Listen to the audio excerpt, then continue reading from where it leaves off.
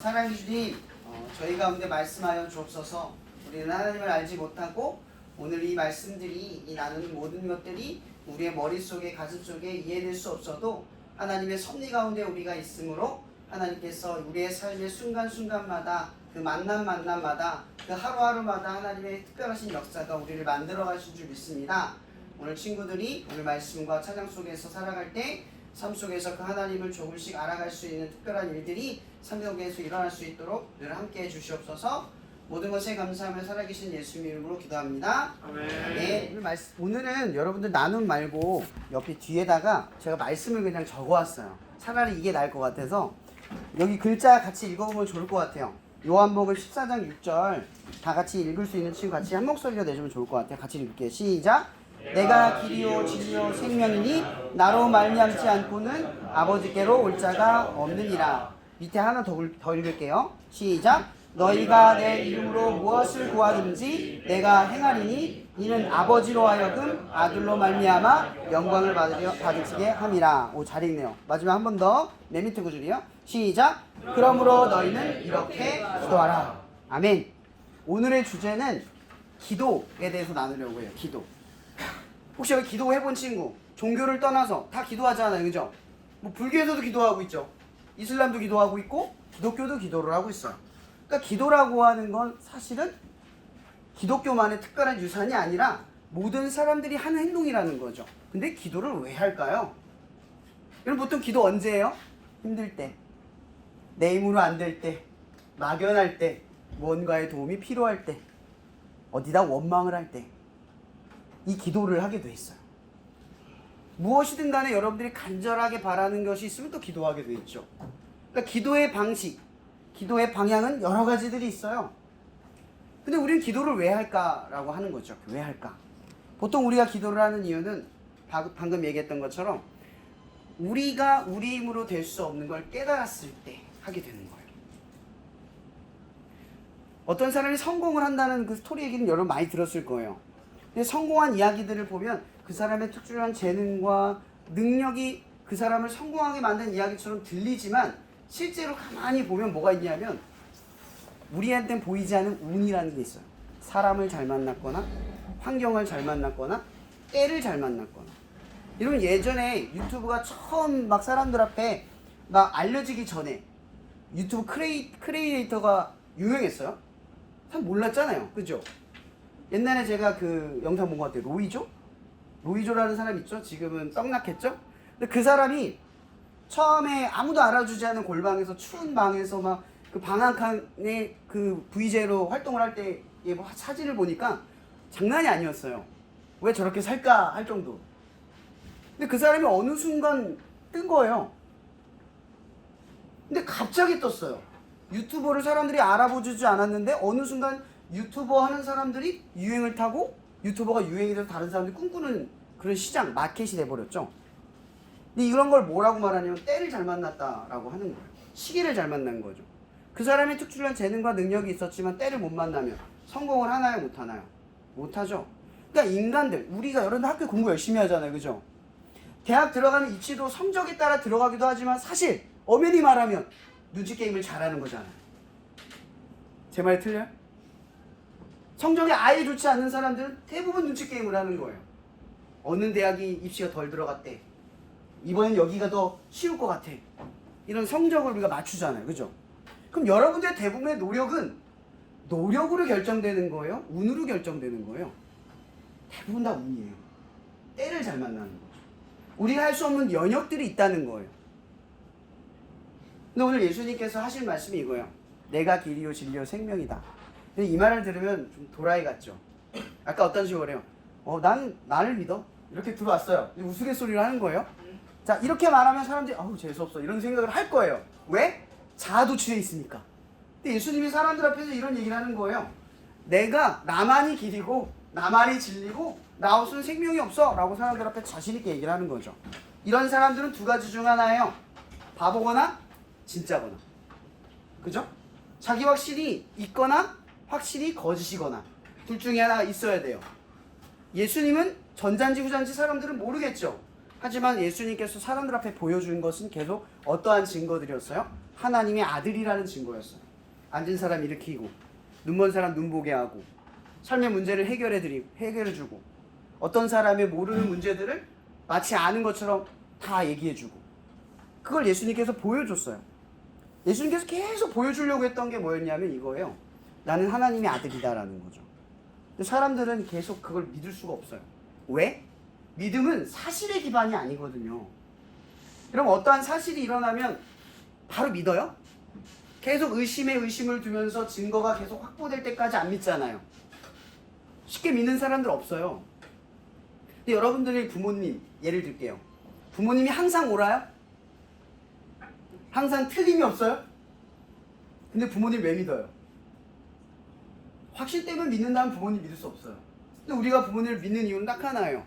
틀릴 수도 있고 잘못하실 수도 있어요. 근데 그 부모님이 나를 사랑해요. 뭐예요? 우리의 믿음은 어디에 기반되어 있어요? 사실이 아니라 관계에 기반이 되어 있다는 거죠. 부모님이 믿을 만한 대상이다. 나를 사랑하시기 때문에 틀려도 잘못돼도 의도가 뭐다? 사랑이다. 자, 저번에 우리가 나눴던 게 있죠. 하나님이 뭐다? 사랑이다. 이게 왜 중요한 전제인 줄 아세요? 하나님이 사랑해야 돼요. 관계적이라고 했잖아요. 하나님을 믿을 수 있다는 건 그분이 항상 우리의 삶에 내가 원하는 걸 항상 주시기 때문이 아니라 그분이 옳기 때문이가 아니라 그분이 사랑이에요. 내가 싫은 걸 주셔도 그분이 이유가 뭐예요? 사랑 때문에 준 거예요. 내가 고난을 받고 어려운 시기를 거쳐도 난 이해를 못하겠어. 근데 뭘 신뢰해요? 사랑이다. 그분이 사랑이다라는 것만 신뢰하는 거예요. 그러면 내 상황에 어떤 게 닥쳐도 그 의도가 하나님의 사랑이라면 그건 날 무너뜨리기 위한 계획이 아니라 나를 더 단단하고 더 힘있게 만들려는 계획이라는 걸 안다는 거죠. 근데 문제가 있어요. 그럼 여러분 부모님이 하시는 말씀 다 수긍하고 따라요? 어떨 때는 짜증이 나고 문 벌컥 열고 들어오면 문 좀 두드리고 와. 화가 나죠. 갑자기 여러분 삶에 뭘 좀 해. 잔소리 뭐 공부해라. 뭘 해라. 너는 왜 맨날 이걸 안 하니? 기분이 나쁠 거예요. 마음이 상할 거예요. 근데 부모님 말씀에 100% 순종하는 분 여기 계세요? 부모님의 의도에 만족스러운 삶을 살고 계신 분 한 명도 없죠. 아마 없을 거예요. 불가능하니까. 누군가의 마음에 든다는 건 불가능한 일이에요. 하지만 여러분들 마음속에 부모님이 원하는 삶을 살아내려고 노력은 하죠. 근데 다가설 수는 없는 거예요. 그 만족할 위치까지는 못 가는 거죠. 이게 뭐예요? 하나님의 뜻을 따라가는 삶의 모습이에요.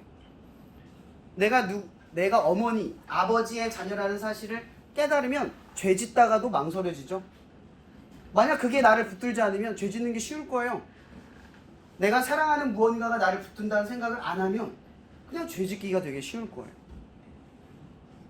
그래서 여러분들이 늘 떠올리는 게 뭐냐? 나는 누구의 부모, 나는 어떤 부모의 자녀다, 나는 사랑받고 있는 누군가의 어떤 존재다라는 걸 알아요. 그래서 옳게 살아가려고 노력하죠. 나도 모르게 그렇게 살아가는 거예요. 그게 지탱해 주는 거예요. 근데 문제는 이게 있어요. 예수님께서 우리에게 뭐라고 요구하냐면 나를 따라오지 않고서는, 자기를 부인하지 않고서는 아버지의 나라로 갈 수 없다 라고 이야기를 하셨어요.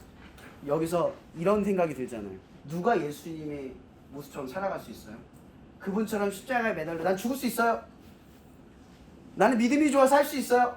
없잖아요. 그죠? 그걸 위해서 하나님께서 우리에게 주신 방법이 있어요. 그게 바로 기도라고 하는 거예요. 기도. 그래서 복음과 종교적인 기도가 조금 다른 게 있어요. 종교적 기도의 특징은 뭐냐면 노력을 통해서 신을 감동시켜서 뭔가를 얻어내려고 하는 거. 보상이 따라요. 이게 종교적 기도예요. 그러면 복음에서 말하는 복음적 기도는 뭘까? 보상에 기대는 게 아니에요. 이미 예수가 나를 위해 죽었죠. 그죠? 그러니까 우리는 이미 받은 거예요. 이미 용서함 받았고 구원을 얻었어요. 그래서 우리의 기도는 뭔가를 더 원해서 하는 기도가 아니라 이제는 예수 그리스도를 따르려고 하는 기도라는 거죠. 그분을 위해, 그분의 길을 따르기 위해. 그럼 예수를 따른다는 건 고난이기도 하잖아요. 어려운 길도 있어요. 그분 때문에 욕도 먹을 수 있고 핍박을 받을 수 있어요. 근데 중요한 거 아까 제가 뭐라 했죠? 하나님은 뭐다? 사랑이다. 왜 그런 길을 걷게 하실까? 그게 우리에게 필요한 길이기 때문이라는 거죠. 그러니까 예수는 참된 인간, 참된 하나님의 자녀, 그 삶의 표본인 거예요. 우리는 다 예수처럼 살아야 돼요. 근데 예수처럼 살 수가 없죠. 그걸 위해서 우리에게 주신 게 바로 뭐다? 성령님이라는 거예요. 성령님 나중에 나눌 건데 중요한 건 우리가 기도를 통해서 어떻게 기도하냐? 하나님, 나는 힘이 없어요. 나 예수님처럼 살 수 없어요. 나 능력도 없어요. 도와주세요. 이게 복음적 기도라고 하는 거예요. 그래서 오늘 마태복음 6장에 보면 이런 기도가 있어요. 먹는 거, 마시는 거, 입는 것을 위하여 기도하지 말라. 이는 다 이방인들이 하는 것이다. 이게 뭐예요? 하나님을 안 믿는 사람들은 대부분 어떤 기도를 한다? 먹는 거, 입는 거, 마시는 거. 그러니까 의식주. 살기 위해 가장 좋은 것들을 바라고 염원하면서 살아가는데요. 근데 이런 것들, 자, 좋은 집 살면 안 죽어요? 좋은 차 사면 안 죽나요? 예쁜 부인과 결혼하면 안 죽나요? 여러분, 의식주, 먹고 마시고 입는 것은 죽음. 그러니까 한계가 있는 바람이라는 거죠. 그러니까 여러분들에게 바라는 바람은 뭐냐? 영원한 것들을 소망하라는 거예요. 잠깐 좋았다가 죽는 기도가 아니라 영원한 것. 그러니까 하나님의 뜻을 살아가라는 거죠. 영원한 분을 사랑하라는 거예요. 이게 기도의 목적이에요. 그래서 마태복음 6장 이후에 보면 이런 기도가 있어요. 그러므로 너희는 이렇게 기도하라. 하나님의 나라와 의를 구하라. 6장 33절. 마태복음 6장 33절의 기도예요. 이방인처럼 기도하지 말고 하나님의 뜻과 의를 위해서 기도하래요. 너무 어렵고 포괄적이죠? 어떻게 기도하냐면 하나님 도와주세요. 하나님을 위해서 살 수 있게 도와주세요. 나는 하나님을 위해 사는 것이 선한 뜻이고 나에게 필요한 것임을 믿습니다. 라는 거예요. 그래서 이 복음에서 말하는 기도는 딱 그걸 조심하라는 거예요. 원하고 바라고 추구하는 것이 우리를 살리는 게 아니라 뭐가 우리를 살린다? 하나님의 뜻이 우리를 살린다. 그래서 어떻게 기도해라? 먹고 마시고 있는 곳을 향해서 기도하지 말고 하나님의 뜻을 위해 기도하라.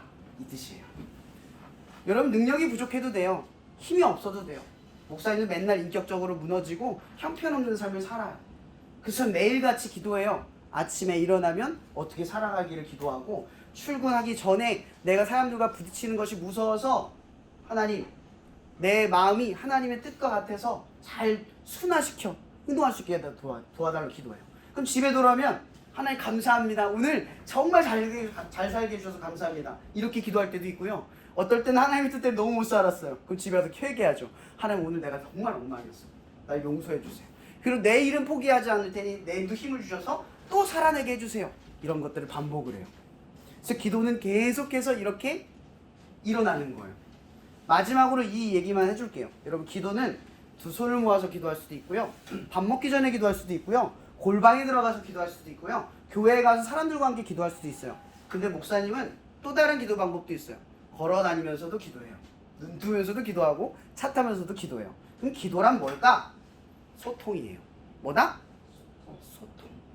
하나님 살아계시죠? 죽은 분 아니잖아요. 그럼 하나님이 내가 A를 말하면 B를 대답해 주겠죠. 이게 하나님이에요. 분명히 응답해 주셔요. 무응답도 응답이죠. 응답도 응답일 거예요. 근데 중요한 건 아무것도 듣지 않고 나 혼자 뭔가를 계속 말해요. 이거 주세요, 저거 주세요, 이거 주세요, 저거 주세요. 그건 하나님한테 하는 기도가 아니에요. 종교적 기도인 거죠. 하나님한테 하는 기도는 뭘까요? 막 구해요. 근데 응답을 기대하고 기다려요. 그게 나한테 필요한 건지 아닌지를 들을 수 있어야 돼요. 그래서 진짜 기도는 뭐다? 기도의 형식, 행동이 아니라 응답을 듣는 게 진짜 기도라는 거죠. 이것만 기억하면 돼요. 끝으로 마지막만 말할게요. 오늘 성경에 뭐라고 되어 있어요? 누구든지 내 이름으로 구하면. 그 이름이 뭘까요? 예수님. 그래서 목사님, 모든 교회들은 약속을 했어요. 무슨 약속을 했냐면 하나님 이거 배고파요, 뭐 주세요, 뭐 주세요 하되 끝나면 예수님의 이름으로 기도합니다. 아멘. 밥 먹을 때도 하나님 오늘 밥 너무 맛있습니다. 잘 먹겠습니다. 예수님의 이름으로 감사해 먹겠습니다. 아멘. 이 얘기를 해요. 왜 예수님의 이름으로 하는 줄 아세요? 고백이에요. 이 음식 하나님 주셨습니다. 이 하루 하나님이 살게 해주셨습니다. 내 능력은 하나님에게 있습니다. 모든 것은 예수님의 길로 통합니다.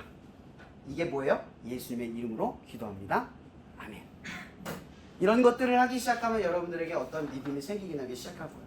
혹시 기도가 모르는 친구, 진짜 기도를 통해서 하나님의 응답을 받고 싶은 친구, 방법을 알려준 거예요. 예수님의 이름으로 기도합니다. 아멘. 네, 기도하고 마칠게요. 사랑해 주님 감사합니다. 오늘 우리 친구들에게 기도를 알려주었습니다. 하나님, 우리 친구들이 길과 방향을 몰라서 하나님의 도움을 구하지 못할 때에 오늘 말씀을 기억하게 하셔서 예수님의 이름으로 기도합니다. 아멘. 그래서 하나님의 응답을 듣는 친구들이 되게 하여 주시옵소서. 모든 것에 감사하며 살아계신 예수님의 이름으로 기도합니다. 아멘.